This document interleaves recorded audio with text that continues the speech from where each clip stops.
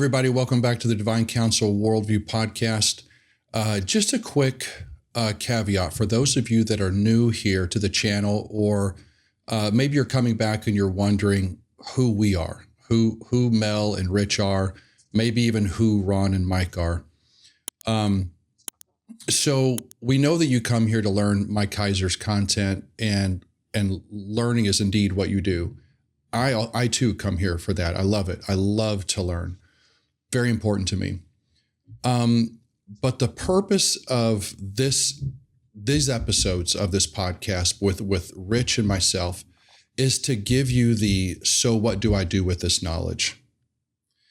The whole point of you learning is good, but it's like going to school to learn to become an engineer, yet you never build a home.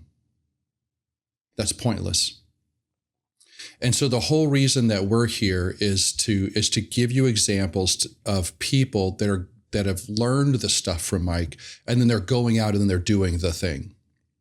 So we're just trying to have conversations to help you better understand of what to do with this knowledge, just different aspects, little bits and pieces of what to do. And that's the purpose of these episodes. And we just wanted you guys to understand that. Okay? All right. I'm going to pass it off to my buddy Rich. He's going to intro our guest. And today, before we get into that, I just wanted to say thank you all for all of your prayers. I'm going to share a quick story about the prison for y'all. I won't share too many because it would take me too long to be able to do that. But I wanted to get one at you. I was there a few weeks ago. I was there all weekend, Friday, Saturday, and Sunday. And I was there on Sunday.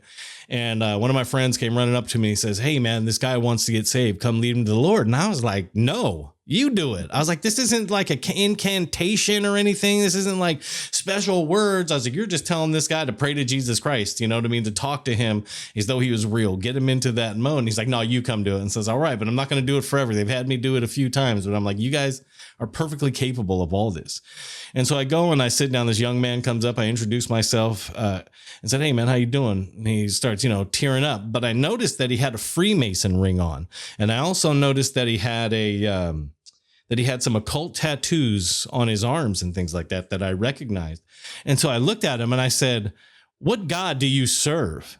And he looked at me very strange, because that was a strange question. People don't ask that a lot. And he pulled down his shirt and he had a Baphomet tattoo right there on his chest. I mean, I'm sure many of you will understand who Baphomet is and what that means. And he had it right there. I said, "All right, well, now you're going to have to renounce that and, come to the Lord." And so we prayed, and man, he had snot running all out his nose. He was like hurting. I mean, I was really humbled that day because he heard a message and he was like, "I think that message was for me." And, he got saved. And I was like, "All right, cool." And so we were talking a bit and I was like, "You need to come hang out." And I said, "You're going to have to deal with that Freemason stuff that you got and all this stuff that's going on."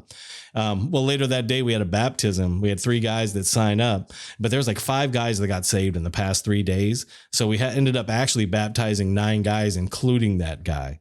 So I just want to say thank you guys for praying and all that you do. Right now, this is being recorded at the middle of December, and coming in January, it won't come out for another couple months, but in January, I'll start teaching a class, basically a Bible survey for all the new believers there. I got 25 people in my class, and I'll start going over to the Triangle, which is the most dangerous part of the prison. So I'd appreciate you guys praying for that, because there's few people that are going over in there and doing anything, and yet everyone tells me there's a lot of good brothers over there that they've been in there for a long time and they need people to be an encouragement. So I just wanted to say thank you guys for all of that and appreciate your prayers, as I'm having a great time doing it. It's a lot of effort, a lot of time, but I'm looking forward to it and sharing that with you.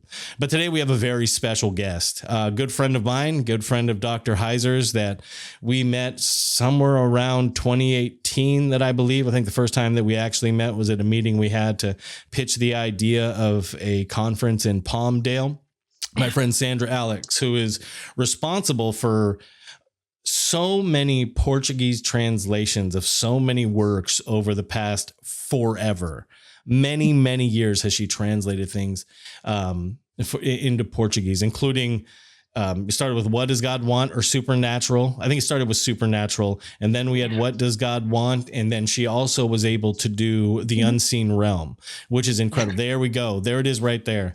Like, I cannot wait to get a copy of that. Like, I got my Korean copy sitting around here somewhere because I just absolutely love it.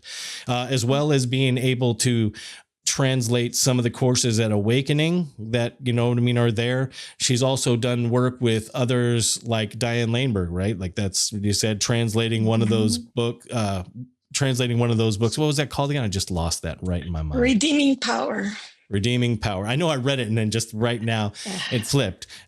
She has an incredible testimony. She has such a strong faith and a love for the Lord that I have seen over the past, 7 years that we have known her, because in that time that we knew her, she has gone through some seriously difficult stuff. And I'd be remiss right now if I didn't call out and shout out my spirit animal, Leandra.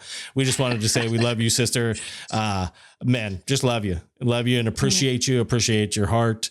And I just appreciate who you are. Just loved seeing you the times that I've had and spending that time with you. We just want to make sure you give a shout out there. But Sandra, how are you doing? Doing good. It's really good to be here with you guys. I really appreciate the work that you are all doing. The beautiful work that Drina is doing with the foundation as the umbrella for everything. Dr. Mike, I call him Dr. Mike, because he liked to be called Mike. But I'm still in Brazil. You don't use last names as much. You use the first name. And so he became, to all of us Brazilians, Dr. Mike. Dr. Mike. And so I wanted to give a shout out to Drina too. I'll talk about her a little bit more. Yeah, and all that. Yeah, and I'm also excited that since we released The Unseen Realm in Portuguese in Brazil, the Awakening courses that we translated for Unseen Realm 101 and 102 are now available in Portuguese on the website of awakening.org. Nice. The foundation is Michael S. Heiser Foundation.org also. I actually think it's amazing I've been dreaming. I used to talk either to Carla or to Drina about that, to have something that houses everything. Because, he just went everywhere. He had so many websites, so many things happening. And so... Yeah, I remember back in 20, I think it was like 16, we had a meeting with everybody, and Mike had his matrix of content that he showed. And it was just this crazy, here's what I have here, this what this thing is, and and everyone's been trying to corral it, but he was so prolific at like creating stuff that they just had a hard time, or for anyone to catalog. And so we appreciate everyone out there that's doing that. There are a lot of people helping with all of that, because that is not something that one person has done. That's not Dr. Mike himself, not any of them. It always requires many people, many hands to be able to accomplish it's beautiful. These things. It is. And we're just so thankful for everybody that has taken part. Yeah. Yeah. So I can tell a little bit about how I met Dr. Mike, and then you, but originally I found out about the Unseen Realm through a podcast. I guess it was one of your friends there, Joel Richardson, in the underground. And so as soon as I saw the title, The Unseen Realm, I'm like, oh, I have to read this book, because I had written an ebook for kids called The Conjunction of the Realms, which is about where the invisible and the visible intersect, except I called it the realm of imagination instead of invisible. It's for kids, so it's not like, but so then they put the email of Dr. Mike over there. So I sent him an email. I go, oh, I have to translate this book into Portuguese, because that's what I love doing, because I get to learn more about the book in my own language, right? So he immediately answered me back, and he said, I don't have the Portuguese rights for The Unseen Realm, but I have it for Supernatural. Do you want to do that? Already with a contract. So I signed it. I'm like, yes, I want to do that. There was a standard contract that it was like sent out. Boom, boom. Exactly. And it was so beautiful. Supernatural it is the simpler version of the unseen realm, but it's so poetic. It speaks to you. I would read about Jesus in the Old Testament, the cloud rider or I was meeting the Lord, going through stuff in my church, but not quite yet, because this was 2016 and 2017. And so it was amazing, Yeah. and then I started reading, angels, reversing Harmon, and studying some of his books and the content. And I was like really impressed by the depth of the scholarly content. And at the same time, I also got my undergraduate degree in Hebrew and Greek. And I think that connection with the Hebrew also helped establish a deeper friendship with Dr. Mike, Yeah, because English is not your first language. It is Portuguese, right? Because It's you were born Portuguese. where were you born in Brazil? Rio de Janeiro. Rio de Janeiro. That is quite a city to be born in. And be brought up into. Yeah, seriously. It's like so many places, you know what I mean? It's like heaven and hell in the same, region. One part can be the most beautiful thing that you've ever seen in the world, and the other parts are just so heartbreaking and incredible. And yet we all get along, Oh, yeah. The richer and the poorer, we all just get together and meet at the beach, and everybody, That's right. It is how it is, Picking up on that thing you said about you and Dr. Mike trying to create an event in Los Angeles, I remember I wanted to offer the church that I was in, and I sent an email to all the pastors, never heard back. And then later I heard back saying, well, what do you mean you guys didn't do this? And so the pastors got in trouble from the lead. Anyways, it was a mess. But by then, it was a mess there anyway, wasn't it? It was because things were coming to the surface, That's right. And it was right at that time, which is fascinating. It was September, October, and then everything came to the surface, I think, either at the end of October, end of November. And that's when things exploded, because the sexual abuse, all other kinds of abuse. I'm learning more about spiritual abuse. Yeah. And you guys, you and Dr. Mike were the first ones to mention. Yeah, because we met in August, I believe, of that time frame that you're talking about, and we'll talk a little more. So that's what happened right after, because then in January was when we had the conference. That's the event, exactly. January of 2019. And a bunch of us got together and, sat in a room, you know what I mean, during that, and had a conversation or anything like that. How do you want to talk about that? How do you want to share how like that, where you were at that time is kind of unbelievable of how that worked out, It was just kind of unbelievable, to be honest. Well, what happened at the end in January when we went there, things had already imploded. It was like literally the floor was pulled out from underneath us, because I'd been there for 40 years. Yeah. Our daughter was born. All those girls that came with me to Lake Samish, which we'll talk about, they all grew up in this. They didn't know anything different. And then all of a sudden you start to hear the reports. One girl, she was like the Alyssa Milano of Weinstein. She wrote an open letter to the Living Word, and everybody start to go, wait, that happened to you? That happened to me too. And that's how, similar to the KC too. And so for context, we're just talking about Sandra was a part of a congregation that she first got into in Brazil, right?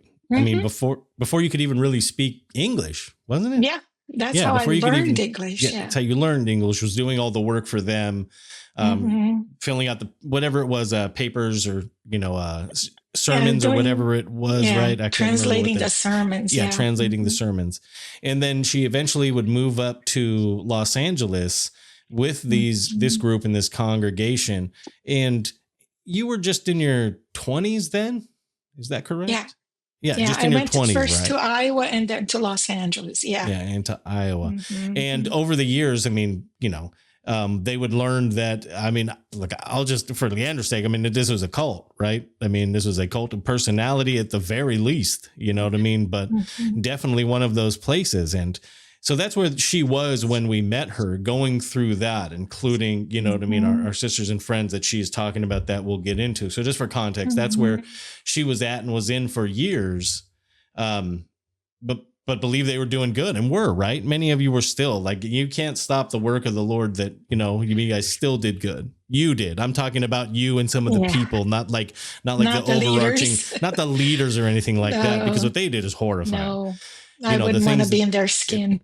Yeah, no, you would not. Because that's like you get a millstone around your neck for most of that stuff is what you end up. That's your reward for those kinds of things and messing with children and people like that. But that's where she was when we went ahead and met her. And yet she has just faithfully continued on and is, anyway. So that's the context for that.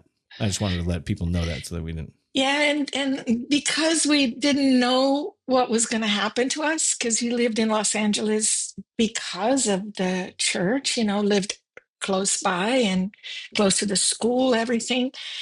Then my husband then encouraged Leandra, my daughter, and I to go on a trip, go on the coast of California and go all the way to the Pacific Northwest. So I got in contact with you, remember, Rich? And I said, I think we're going to come to Bellingham and go visit. We rented the house next door, right? Yeah. That's what we did. We rented the house next door to my...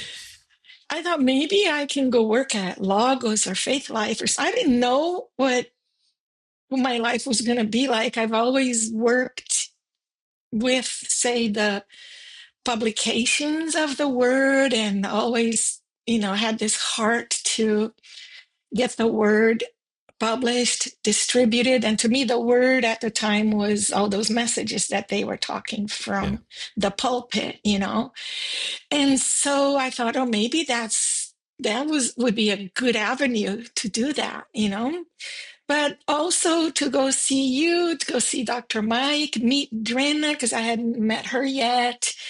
And so we drove, me and Leandra, all the way, stopped in Portland for a couple of days, got to see the Bible Project, Tim Mackey. As soon as I mentioned Dr. Heiser's name, he's like, oh, yes. And he started to talk. He talked to us for half an hour there. Super sweet. John Collins, we said, oh, yeah, our church imploded. And he's like, ooh. And I'm like, no, not exploded, imploded. Yeah, he's like, right. oh. Yeah. The opposite of the opposite. We're trying to explain to him what happened. He's like, oh, I'm sorry. Because we just went out there and started to talk about it. Because as soon as you and Dr. Mike mentioned in that conference about spiritual abuse, I had never even heard of that term. And Dr. Diane, she always says, two words that should never be together. Yeah. Spiritual and abuse. And yet it's very, very common. I've seen it in many of the congregations that I've gone into and been a part of. And it is heartbreaking. All about it now. Yeah. So anyway, we left Portland, drove to Samish Lake, and then the next day went to see Dr. Mike over at Faith Life. He gave us a tour of the whole place. It was so cool. Showed us the production of the Logos software, how they brought in the books and the work that he did connecting the Hebrew words to it was like, wow, this place is heaven, I thought, at the time. And so then he took us to lunch. And then we started to, that's all we talked about, the church that imploded. Because I didn't know. My brain, I was in such shock. And he was, like Leandra, she said, he validated our grief and our feelings. At that moment, he stopped being the scholar and he was the elder.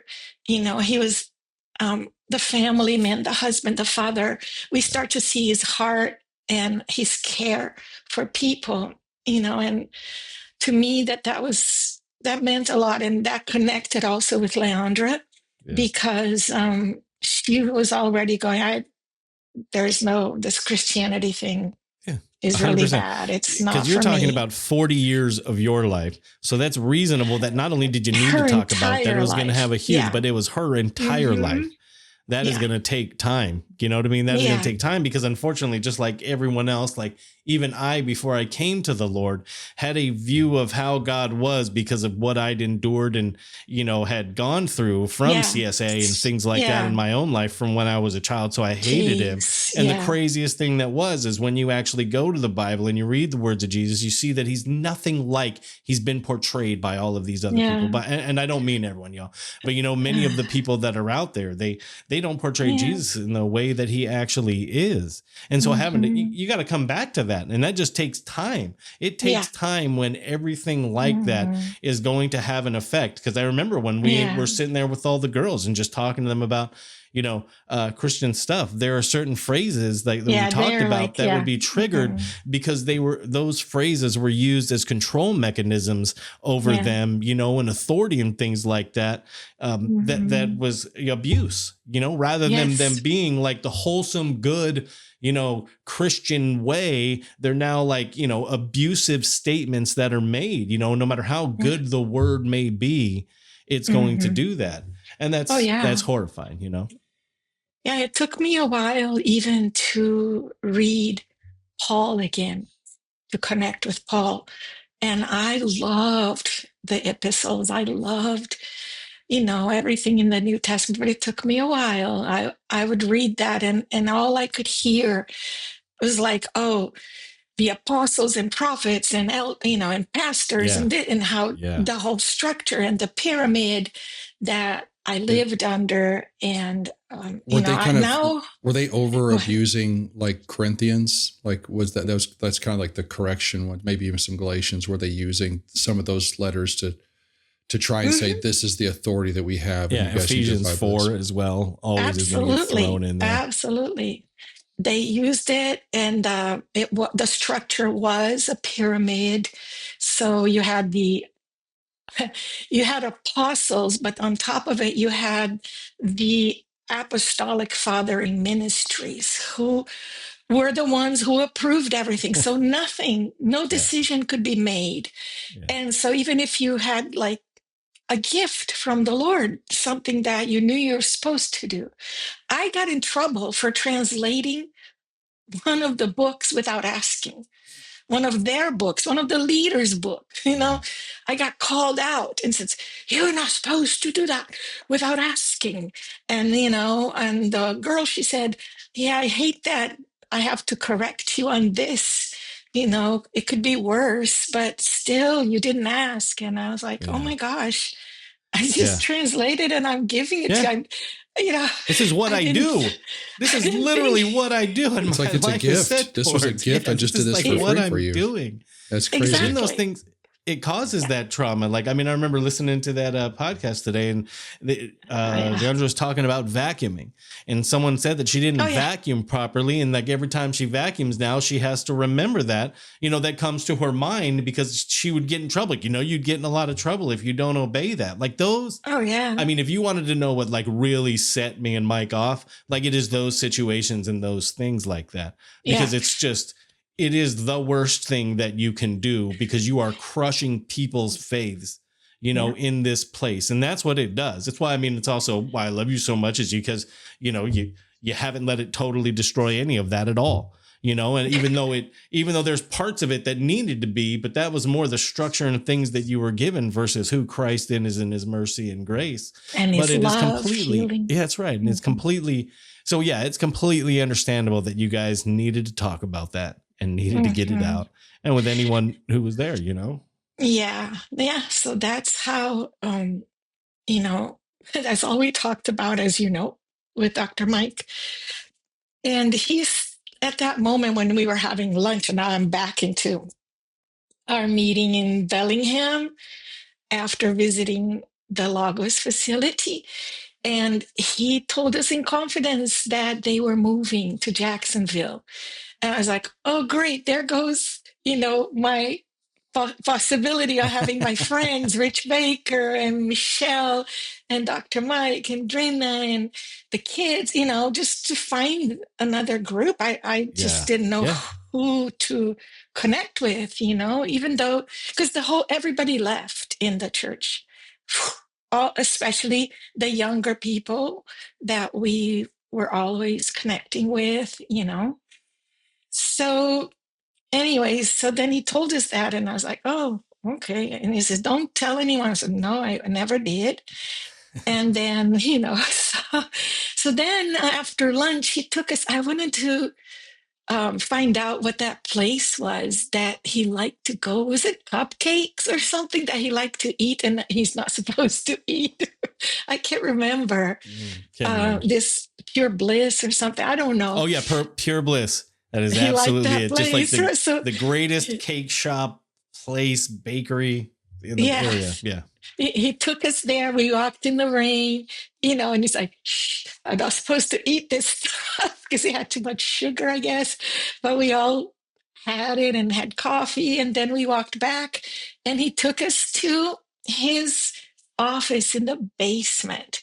And that impressed, especially Leandra, because he's like, why doesn't he want the top office up there? It's like, no, because it was 1/4 the size. I remember the first time Mike took me into his office, he was like, what do you think? My office right now, I think is bigger. I'm like, this is just a spare bedroom. But when he got down into that basement, he had room. He loved it. He was all alone. You had to go through empty and there was his little completely empty. We called it the triangle because it was shaped we called it the pyramid because it was shaped in like a triangle. Yeah, and so I understood that it was shaped like a triangle. Yeah, that was fun. Yeah, and that was impressive too. That made my daughter Leandra connected immediately, seeing how this guy is humble. He's not pretentious. He doesn't want to be the big wig of all big wigs, and so and all. And let me just add this. So when I go to stuff and all the books and everything. Yeah. So I would go to his house starting in like 2013 or something like that, and I'd go visit him, and hang out, and he would do all of his work that we all love and enjoy. He did that in the laundry room. That's where Mike's office was within his house, this small little laundry room with Atticus's cage over in the corner and the laundry machines. And that's where he did it. He didn't, have a giant room filled with all of these things. That's where he was. Mm-hmm. That's what was available. Yeah. That's where he used, and that's what he did. Yeah, I'm going to talk a little bit about this side of him that we also saw later in the memorial. But so that Sunday that we were still in Bellingham, I got really sick. Remember, we were going to have a barbecue and stuff, and we couldn't do anything. I was going to prepare Brazilian food. I was so excited to have you guys over and everything, but I got so sick with something so weird. They thought I was having a heart attack. It wasn't a heart attack. It was insane. Super insane. But hey, it happened. But on Sunday, I was able to go and have lunch with them. Leandra and I went to have lunch with them at the Loft. I don't know if you remember that restaurant that outlooks the ocean. It's really pretty. And so it was very casual. And Leandra is super funny. She tells the story, made the belly laugh, which was her going to this super fancy club with her work called the Soho House in Los Angeles. And then she goes to the ladies' room and she gets there and the place stinks and she's hearing these noises and she's like, oh my God, what's going on? And then what's her name? Charlize Theron comes out. One of the so we're like all bursting laughing because she's very animated, very funny, telling the story. So that was our last connection, Yeah. I like to actually say that Leandra is my spirit animal because like she is animated, lively, filled with passion, all of those kinds of things. I'm just like, that's like literally could be my sister. Like we are the same person, you know what I mean? In so many ways. Yeah, I can see that. I can see that a lot. And was that the last time you saw him? No, right? Okay. No, that's the beauty of it. So they moved to Jacksonville. Yeah. And as soon as the school was established, the School of Theology was established, and he started teaching the courses, and he goes, we want these courses in Portuguese and in Spanish. So I gathered a little team from the church that I was in, the people in Mexico for the Spanish, the people in Brazil for the Portuguese. I got my sister involved because she's really good with Portuguese. And we basically transcribed all of those sessions and put it into Portuguese, dubbed them into Portuguese and Spanish, edited everything so that it fit with Dr. Heiser's voice. It's hilarious because the Spanish guy, he had the soft, kind voice like that. But the Brazilian guy is a friend of mine. He's the only one we could find. And they had this really thick, funny voice. So the first session, the first semester, it's with his voice, and then later we did more, but the second semester we actually used AI. So I'm going to talk a little bit about that because it's really cool, because then it's Dr. Mike speaking with his voice but in another language. So me and Carlo did this whole research, found the perfect tool. It's hard to work with technically because you have to cut the video in 4 minutes because it doesn't process more than 4 minutes. And then, so you have to first cut everything, and then put it through the process, and then you edited everything back, make sure that you didn't miss anything. And then we put the PowerPoints in Portuguese and, but the first, semester is a little bit funny in Portuguese. Yeah. So we kept working, and we would talk to Dr. Mike at the end of finishing Unseen Realm 101 with his teaching. He and a couple other people did a video conference with all the ones who participated in the project. It was super sweet. Everybody got to, meet him in person in video, but so that was really special. And then, so this was like throughout 2020, we were talking, we did a session with Brazilians because we published Supernatural in Portuguese too, and the people who published it, a church that did that, they did a whole course. And at the end, they called it the Magna class, was with Dr. Mike. And the pastor was there to translate, and his internet drops. And I had to do all of the interpreting. and he started talking fast and long. And I was like, oh, crap. I can't keep up with this. It's just, so I said, hey, Dr. Mike. So I started laughing. I go, can you please speak a little slower so that I can keep up with you? And then he would go, and then they went to, and I lost it. I'm like, dude, come on.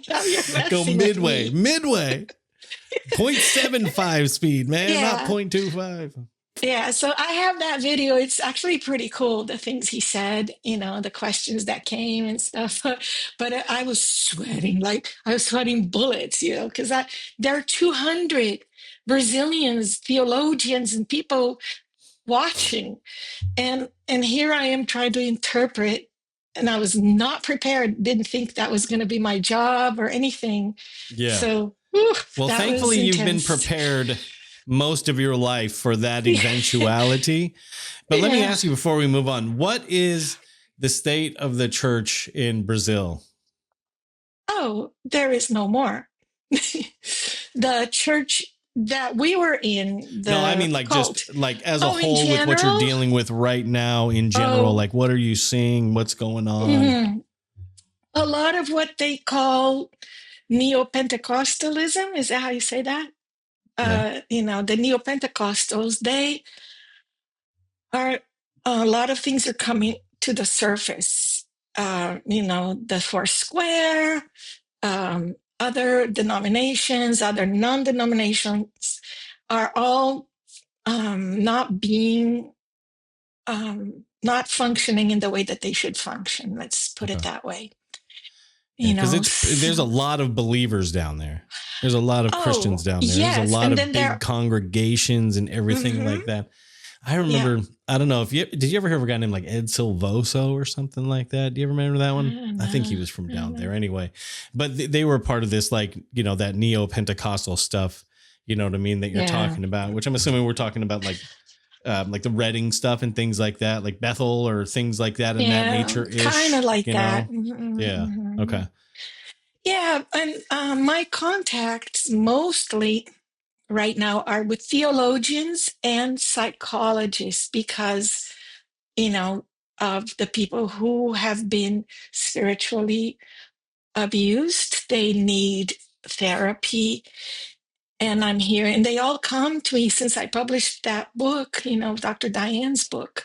But to be truthful, it's the unseen realm that is selling the most. And now we're offering it together with the courses, we are just recommending the courses where it's not ours. But so it's really cool. I like to see people hungry for Dr. Mike's content. Well, that was always one of the main things that I focused on, because Mike wasn't doing much of that. We was focused on was that group of people, like, the Pentecostals, the charismatics, and groups like that, because they're very passionate. They're wonderful people, man. Many of the people that you go in there, they want the Lord. They want to know these things. They want to see, but they need that scriptural context for that stuff, or it just gets out of control. People are super apostles, just like you got that guy, the father apostle over all ministries, whatever that stuff is, like giving themselves these grandiose titles of narcissism, which is that like they give themselves. That's the other thing. Give themselves. What did somebody call it? Like they do narcigesis, when they read the Bible. They're not eisegesis. They're doing narcigesis, just constantly like, oh, look, that's about me in there. I'm the grand apostle of all. And they get lost in that, and people get crushed under the weight of that. And I've seen that for 24 years that I've been active within those. I've been active. I go into all those kinds of groups, and you see that when they can't live up to what it is they're being told, their faith get crushed. When they're not spiritual enough, when you don't, did you pray in tongues today? Well, forget it then. I mean, you're not even spiritual now, like that stuff hurts people and makes no sense. Yeah, that's what, the thing is that I think is no preparation. See, Dr. Mike, he studied theology, and he was prepared. I believe that the people that I'm dealing with now requires a level of preparation. You can't just all of a sudden call yourself an apostle, a prophet. I keep hearing all of the fake prophecies that were spoken by different famous prophets. I don't know. Mel, are you like more in the Pentecostal, or you're more in the conservative, like more established? Maybe similar. That's I have gone there. About his level, I'd say. I have gone there, but I go to a non-denominational Protestant church. The non-denominational. I grew up in the Southern Baptist tradition. Okay, so you did have. I didn't. Yeah, but I didn't feel they gave enough credence to some of the things. I didn't agree with cessationism. I didn't agree with a couple other things. They're wonderful people. I learned a lot of the Bible from it. It gave me a good foundation. So that's when I read Mike's stuff, I kind of understood, oh, this is legit, But anyway, that's kind of my traditional background.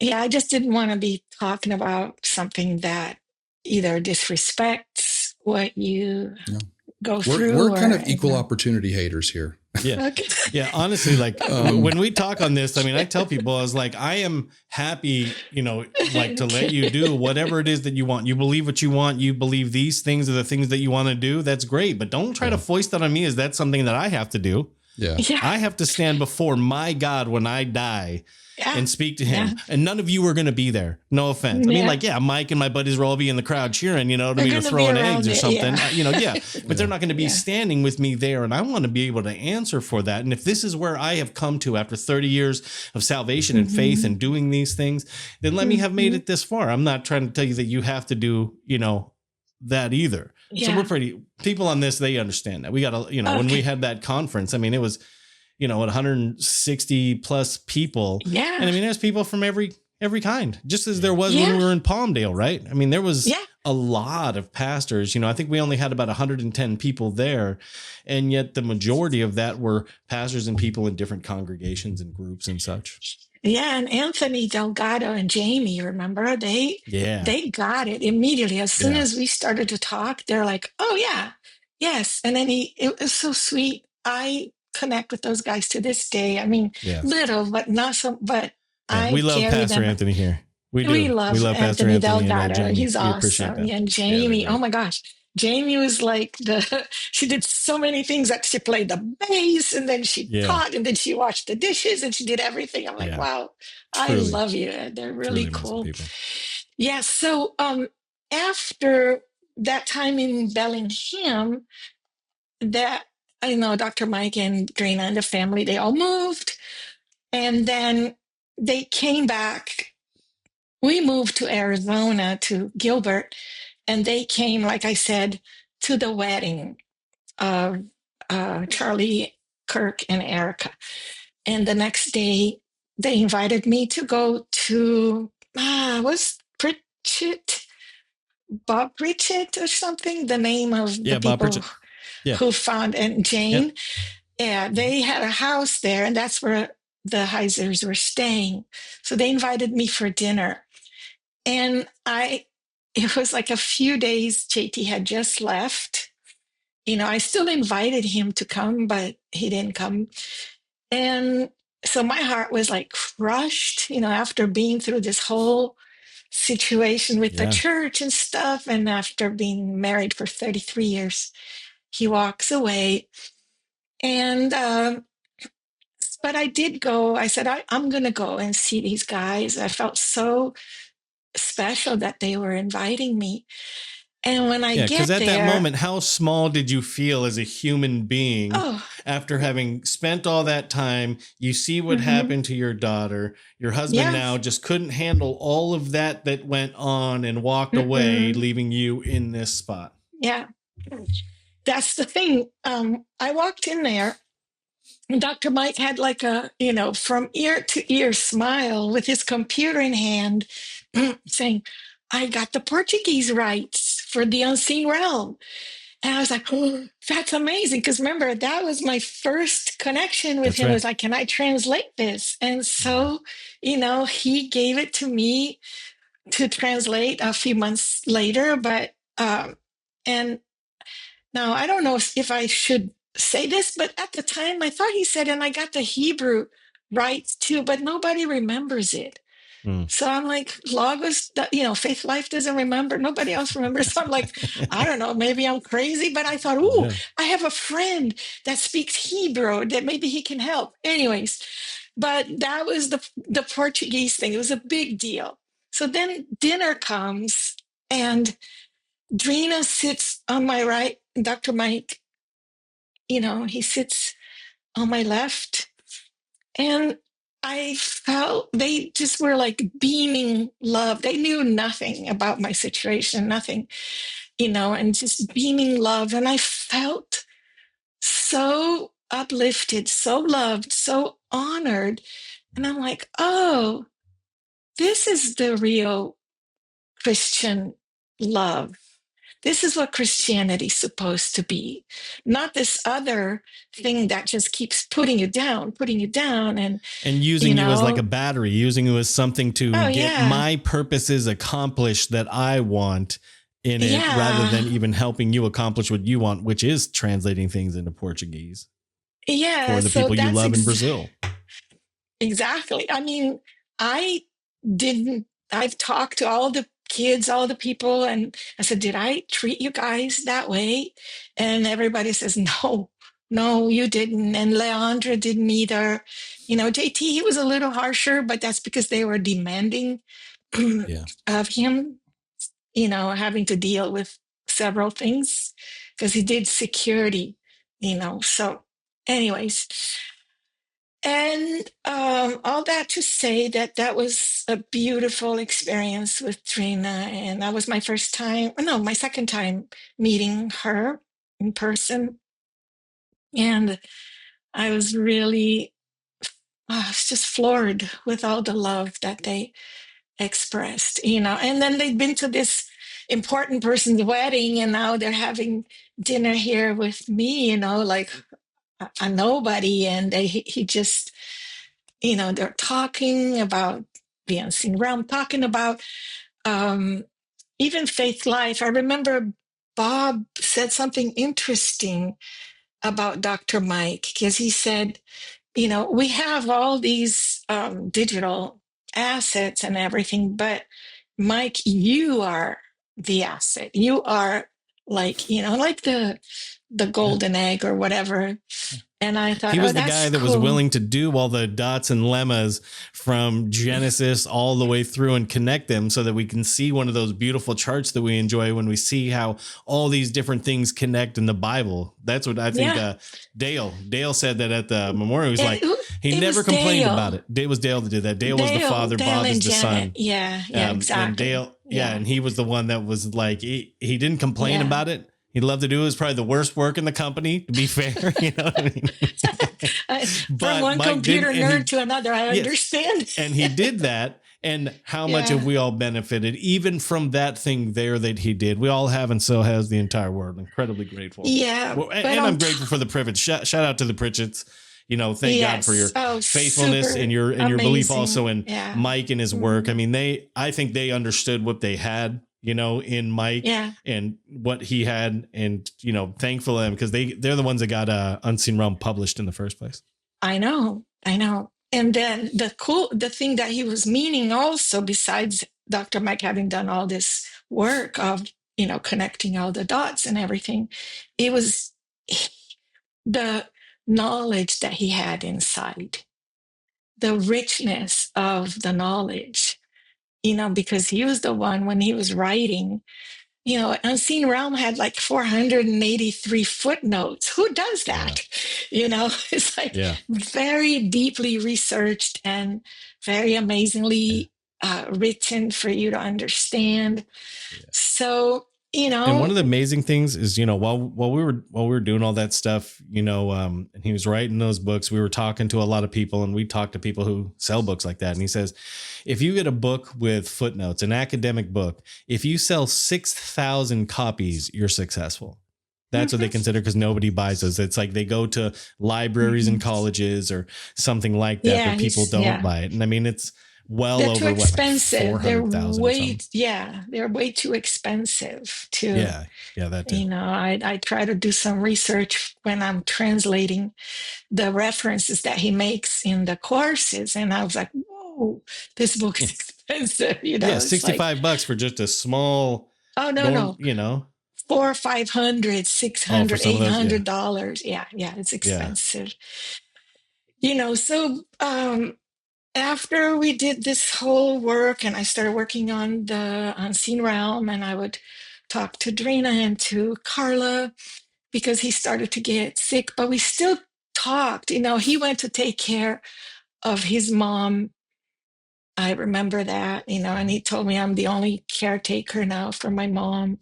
I think that was also very, you know, the deep grief that you carry to lose a parent. And then so we and the parent that stayed, that was the parent that was still there when his father left, I believe, when he was 5. So that was her, you know.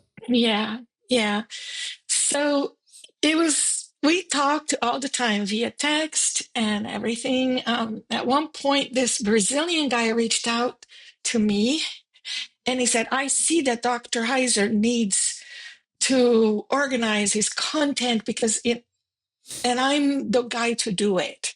So the guy writes to Dr. Mike. Dr. Mike sends it to me, So then I have this whole conversation with the guy, the Brazilian guy, and some of the stuff he's saying just doesn't jive, and it felt like, I mean, you're being arrogant. That's not cool. That's not Dr. Mike.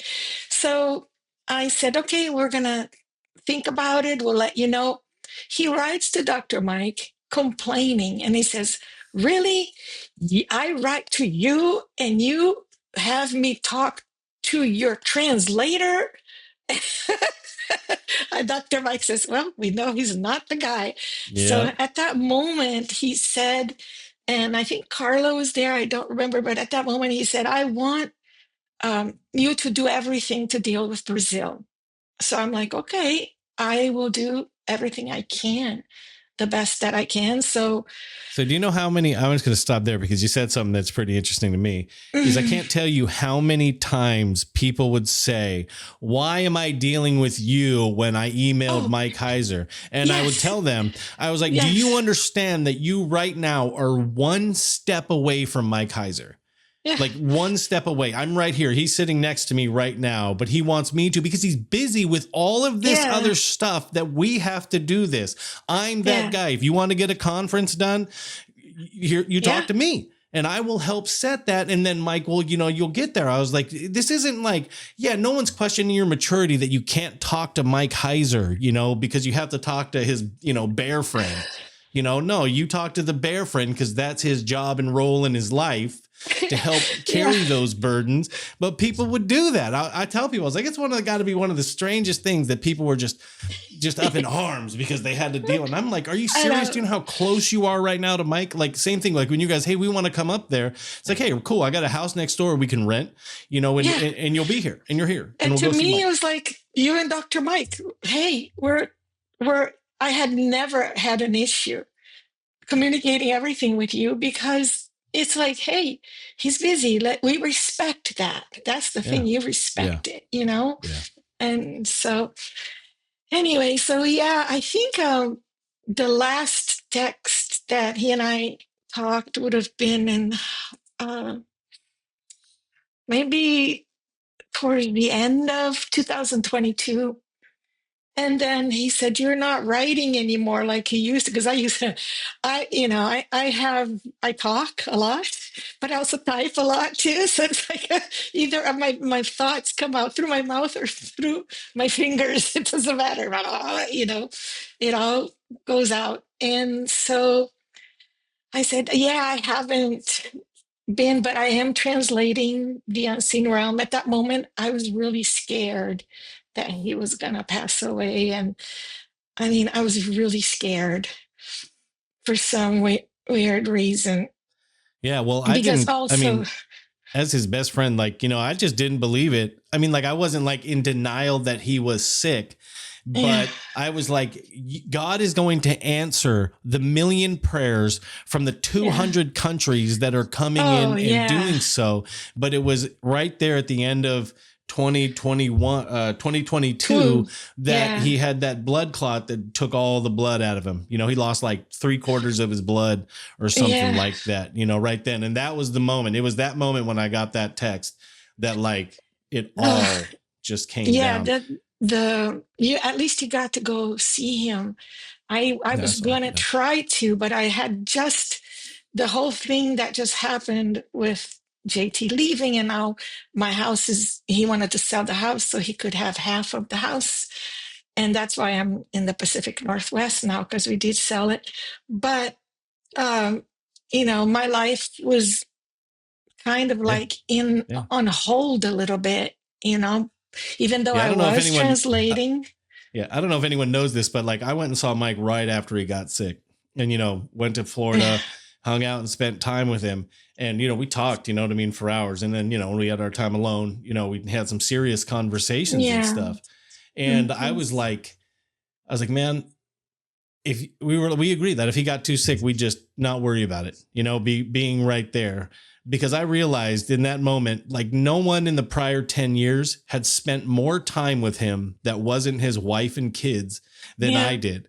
And I told him, I said, look, man, I mean, I can move here and I can spend all this time with you. I said, but I got all of that time. I said, I hope, you got to be with your family and hang out with people like that, I got my last text from him on January 22nd, 2023. That was the last wow. So is that, because just 3 weeks he before, had his birthday on February 14th. I remember Drina saying that he ate chocolate cake. He asked for chocolate cake and, and then on the 20th he left. And it was hard for me too, because my sister had moved from Brazil to Phoenix area. And her husband also was very sick. And in fact, he died in June of 2023.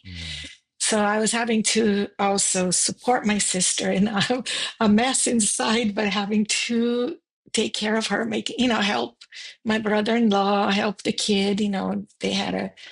He's 19 now. And so that was also the crazy stuff. So when I heard about the memorial in Pennsylvania, Dr. Diane Langberg also lives in, Philadelphia? Is that? Yeah. Is that a city in Pennsylvania? Yeah, that's in Pennsylvania. Yes, it is. Sorry.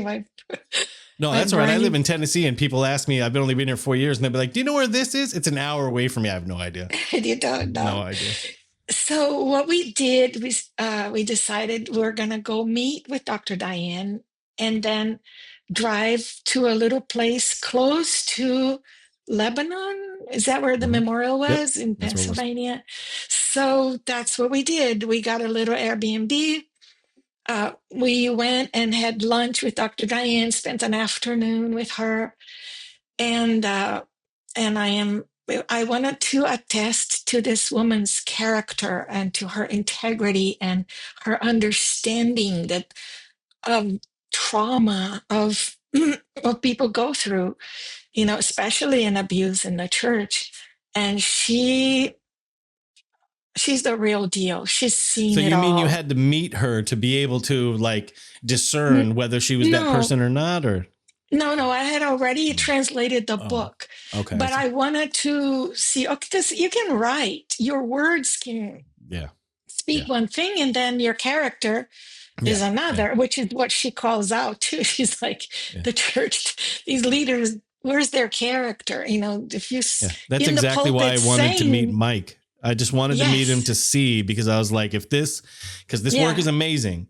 But let's see what kind of guy he is. And there was 3 questions in my mind. I was like, I need to know if he knows these things. And he never disappointed, right? And then we were best friends.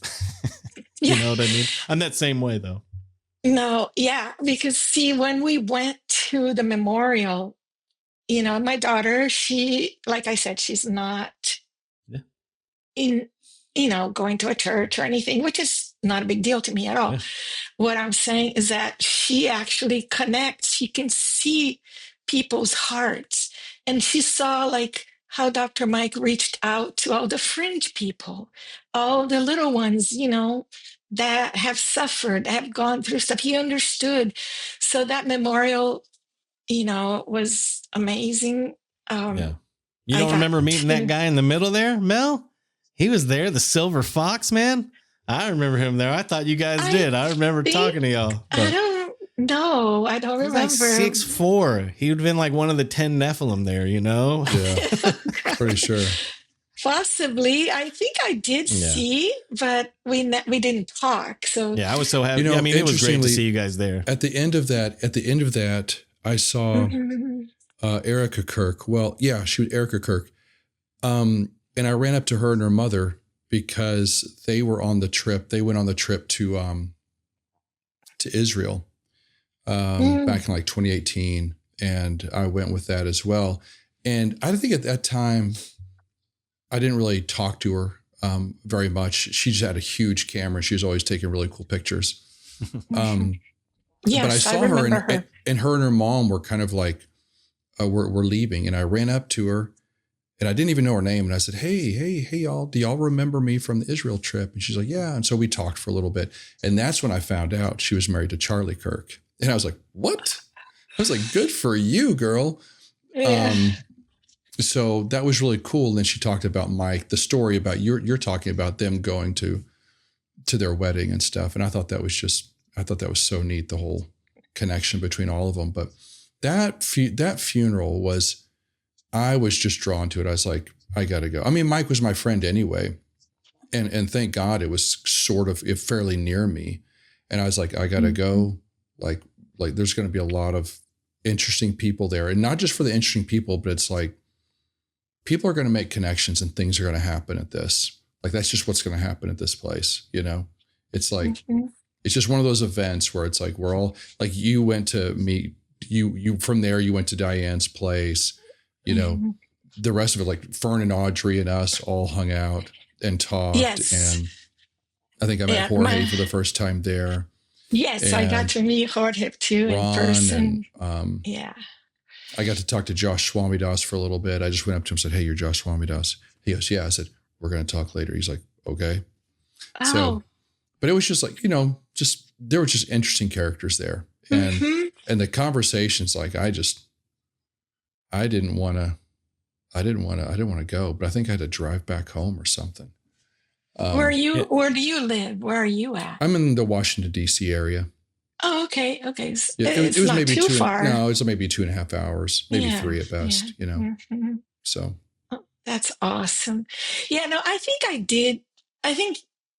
Rich, you pointed him out to me because you said, I think I'm going to do something with that guy. And he mentioned... That guy had no idea that I was going to do that. I'm going to wrestle him. That's what you thought you were going to do. 100%. I'm not going to say because I don't know if that's kosher to say, but I think I remember. If it was him that you were talking about, then I remember. Yeah, I'm certain. And it was so beautiful. I know that you're saying Erica Kirk was there. I'm like, oh yeah. She kind of blended in with Simcha, who's also blonde, and the middle, what was the name? There's Amy and Molly. Yes, who's also blonde. And so she kind of was there with the girls. And so I was like, oh, I don't think that's Dr. Mike's daughter that I didn't meet, you know. But and Calvin, it was awesome. I love Calvin. He's so helpful. And but Drina came to me, and Simcha came too. Drina just loved, and I'm like, wow, here you are grieving and yet loving on everyone. And that's because that's her heart, you know, and it meant so much. You know, it still does to this day. The way we connect, it's just, I'm amazed at her. And also, Simcha talking to Leandra, she goes, hey, I remember you. You were the one who told that story about Shirley Theron, whatever her name is. So we laughed, and it was sweet. Got to meet her husband now too. Yeah. So that was, you know, that was the beauty of that event. Like you're saying, I got to meet Jorge for the first time. I got to meet Carla and Matt in person, and got to see you and Michelle again, Rich. And that was really, we took a picture. Remember, you and Layla and I took a picture. That was really fun. So, you know, we continue to do stuff with Awakening. In August 2023, I went to Jacksonville. I got a little Airbnb there. That was brave, man, all by myself. I flew there all by myself. I took an Uber to the little Airbnb right by the beach. And then I went and saw Carla, and then I saw Drina. We spent a few days seeing each other every day. I think didn't we do something, Rich? Some kind of Instagram live. Yeah, we did some like all Instagram of a sudden. thing. Yep. Yeah, that was really fun. And then in July of 2024, she came to Brazil. My sister and I went there, and she came and stayed with us and Eric, and we had a blast. We played tourists in Rio. Local Yeah. people don't do that. We Yeah. got. Yeah. I think I went to the Sugarloaf one time. Yeah. Before that, but it was really sweet, really fun. We got to play tourists with them and got to Yeah. go Like to all these I'm from the places. San Francisco Bay Area, and I've never been to Alcatraz. Like Okay. that's one of those same things, right? Like I'm from there. I don't But go you've to been to the Alcatraz. wharf, right? Ah, of course. Of course. But anyway, so yeah, after that, everything got squared away. We were able to publish The Unseen Realm, and it's being little by little a success in Brazil. And Well, Drina it's all got that grassroots work that we've all been doing for how many yes. years now? It's seed by seed, step by step, Yes. because back in 2012, 13, there was none of this stuff. There was none of this stuff existed except on his, blog and a few videos. And so all of this has come about through seed planting and all the people that have been involved, you and just everybody that has been involved doing their part to get these things done all over the world. And that was the goal. It wasn't ever like, let's us try to do it all, but let the people that God wants to bring to do that. But we got to find them first and talk to them and encourage and things like that. But that's it. It's just grassroots, and that it'll be the same thing there as it is the same thing all over the world. We just got to get books and materials there and, videos and things like that in their language, and it will do its work. It will, because God wants people to be able to see this, because it frees us from the systems, I believe. And it's like Mel said in the very beginning, it's like we each do our part. My part was to take this content and bring it to Brazil, bring it in Portuguese. Amen. Yeah. And get the people there blessed with Dr. Mike's heart, even though there were a few theologians who already knew about his work 3 years ago. But just the more that people get to find out about, the more, so some of the professors are making videos with the book and talking about it, and then go, hey, get this book. Because I had to create a publishing house in Brazil.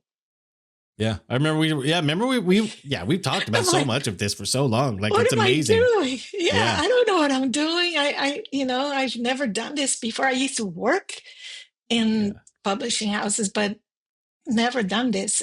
But when you're willing, somehow, right? When you're willing, the Lord puts the people. Amen. Yeah, and that's little by little, right. I mean, with the problem that Brazil and the U.S. are having, butting heads and stuff, they put in place a law that if I live here in the U.S., I have to relinquish being a resident in Brazil. I'm still Brazilian, but I cannot have the same benefits. So my little publishing company that I founded, and it fit under a category that the income tax were like 4%. Now it's going to be like 25%. So, like, what am I doing? You don't make money selling books. It's like, honestly, for many of us, this work is not profitable. No, but it is worth it. Every bit of it is worth it for the glory of God and for Jesus to be magnified. At least not on this side. Not on this side, but like, that's right. Who knows what it's going to look like on the other side? I know. We're thankful for all the relationships. True. This is what I tell the people in the prison. I was like, it isn't about, going out there and becoming a pastor and getting a pulpit and doing all these things, because many of these men are ministers within there.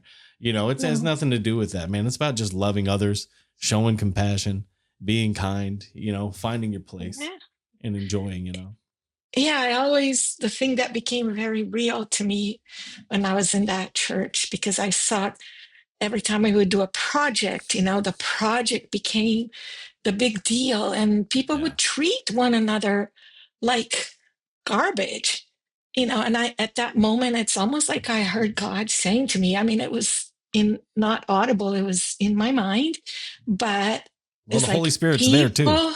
I know, yeah, that's true. It's like people are more important than projects. And then I extended, profit, position. So I kept going with the P's. I'm like, oh my God.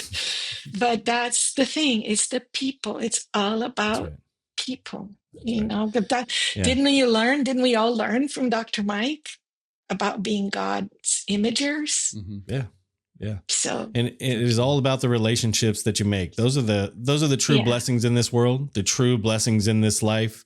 Like you may not have anything, but when you actually have people that you can love and talk to and have fruitful relationships with and do things that bring to glory to God, whether anyone recognizes or not, who cares, but being able to have those, that is the greatest thing in life, is those.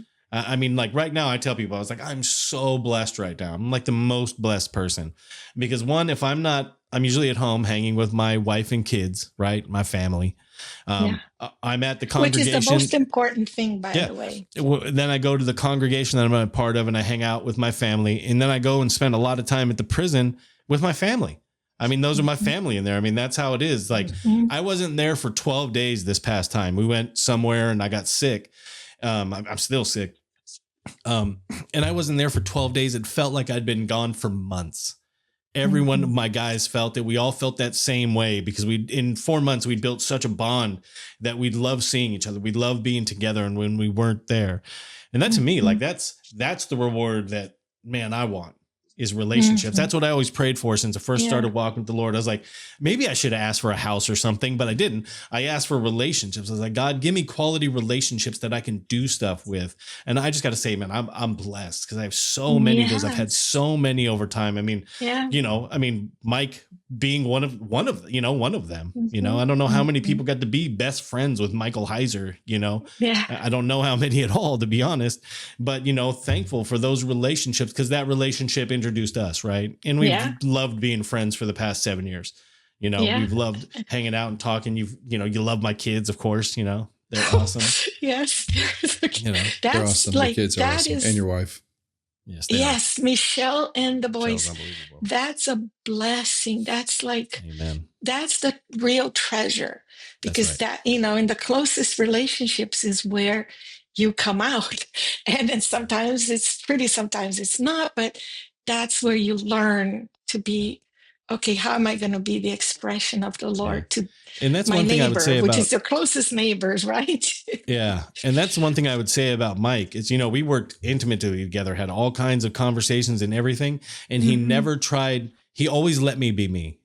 He never wanted me to be anyone else. He wasn't trying to be like, Rich, I think you need to do it A, B, C, D, E, or F, G. He's like, one, I don't know how you do what you do because you're nuts, but he never tried that, but let me be me at a very important time. Because when I met him, I just had been sick for 2 years. There was 4 months where I didn't sleep. I had PTSD. I had all this, stuff going on. So when I met him, I was like, I don't even want to talk to this guy because I have nothing to offer. My mind was gone. I'd lost so much in that 2 years of illness. And instead of that, he let me do that. And it brought me all the way back, It helped me get all the way through that where I'd thought I'd lost so much. He was like, no, let's do this. And he helped me bring that. I mean, that's just, again, one of those things about him that in his humanity, which is why I always tried to get people to meet him. Like that was my goal. One of my main goals outside of getting the content out there, which was our main goal, was to get people to meet him, to see how kind he was, how gentle he was, how sweet of a man he really was, how much he really did care. I understand that he's a confident scholar when he's there talking, but this man is a husband and a father and a brother, and he was a son to a father that abandoned him. You know what I mean? He was a son to his mother that, he loved and things like that. I mean, he was a good man, a good dude to be around. We witnessed that. I remember talking to JT at the time, going, we're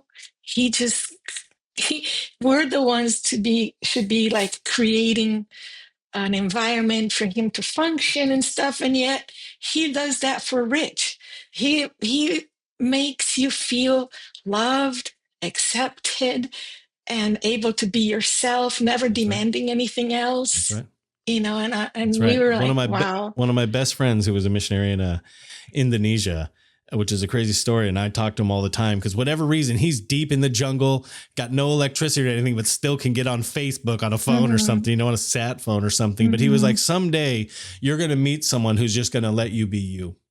Because people just have such trouble with me, you know what I mean? Letting me follow the Lord. I'm not like, I'm going to do this or this. I just like, if God shows me to go that way, I want to go that way, even if I fall in a hole, even if I break both of my legs. Like, I just want to try. And he just always let me do that. He was that guy, man. It was like my buddy was prophesying. Now, always be grateful for that. Always be grateful for that. And then I have a question too. Is there an episode where you, Mel, tell your story of how you met Dr. Mike?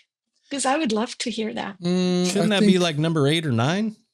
Yeah, it's somewhere in the beginning. We all kind of like, it's one of some of the beginning episodes where we talk about how we came to meet him. But it's interesting.